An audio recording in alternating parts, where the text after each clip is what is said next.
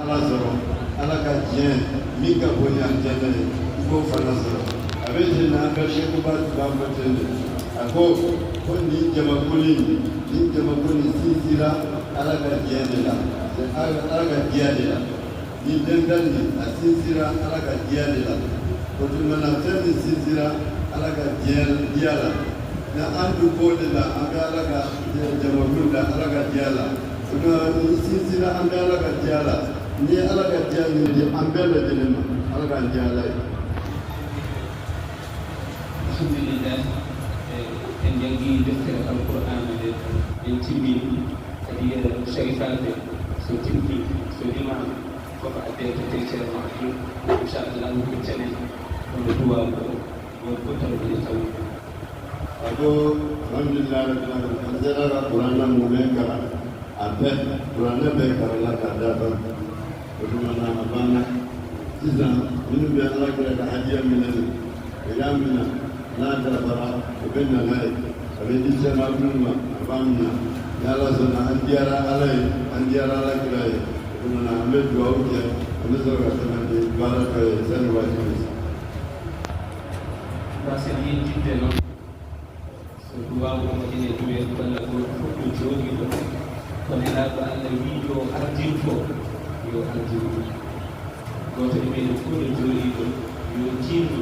ko nelaaɗo allah sallllahu alayhi wa sallam wi yo ardini almane fof yo ardini kadi ko oɗo jamma nelaaɗo allah ƴertini ɗum won holɗum ya ñaago allah yo allah yafano barkaduji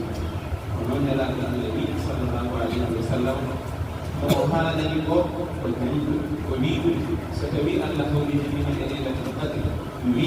allahumma innaka afuwun tuhibbul afwa fa'fu anni goto ɗo o ɓeyti adoro ñaagade allah yo allah yafuma a ko an sigilen bɛ yɔrɔ min na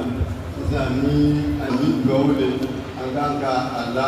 jurugu yafalen kɔfɛ an bɛ nin fana la kan ka tɛmɛ ni dugawu ye. so tawi ɗum ɓenni an anndi haajuuji ma ɗi jogiɗa haajuuji ma aduniyankoji haajuuji ma laasara yankoji an anndi ko jiɗɗa kuccitaade allah ñaagoɗa allah ɗum jaabaneede ma ɗum taw ko yettima kala haaju mo jogiɗa kolla allah kala haaju ko musidɗo ma nelnoma ya duwan ɗum mbasa yejjidde kadi duwanoɗama hay musidɗo ma mo nelanoma ñaagakima ko musidɗo ma omo yiɗi nafdema nafoore nde kone woni fof nafoore aduniyankore nafoore laakarayankore kala ko o wawi wallirdema mbasa yejjiddema duwanoɗama ako o tɛmɛnen kɔfɛ an ɲɛsinnen don ala ma an b'an jija an bɛ dugawu kɛ an yɛrɛ kun ye e de b'a dɔn haji min b'i la e de b'a dɔn mago min b'i la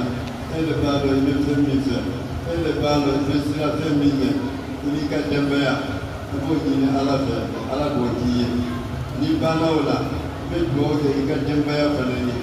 ka ko ala k'o bɛɛ mago ɲa n'i banna o la balimaw min y'i ci ko n'i nana mediya ala ye ala bɛ mediya ye. tokkowo ko goto fayde tokkowo ko allah subhanahu wa taala kanko tan woni ɗon ko kono yananima kala ko rokki koma o rewnede nelaɗo allah sallllahu alayhi wa sallam nde wawa yettade makantagore nde on noon nelaɗo ko ndendete sallllahu alayhi wa sallam ako min bɛ sonni kɛ o ye ale kelen pe de fɛn tigi n'o ye allah subhanahu wa taala se tigi ko bɛɛ tigi o de ye ala ye ale de ta de y'a bɛɛ ye wa a kelen de bɛ sonni kɛ nka a ka sonni nin a bɛ tɛmɛ ala kira muhammad sallallahu alaihi wa sallam de fɛ n'a tɛmɛna ale fɛ o tuma na a bɛ s'anw ma n'a dun diyara ala ye an diyara ala kira ye an ye sonni kɛ ala kira ka mandon ka hadiya bɔ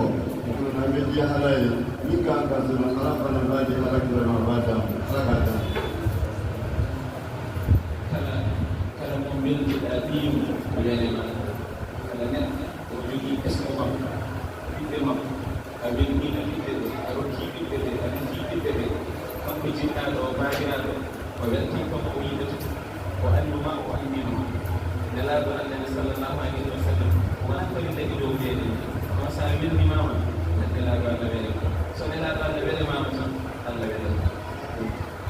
ako momin dembaya babulu ni sera ka dembaya ni ladiya ka son ka hera ba kaye ko ka ladiya kosɛbɛ n'i y'o kɛ dembaya wa fa bɛ nisɔndiya a bɛ nisɔndiya i kɔrɔ a b'i dɔn a bɛ kɔntan i ma a ko ala.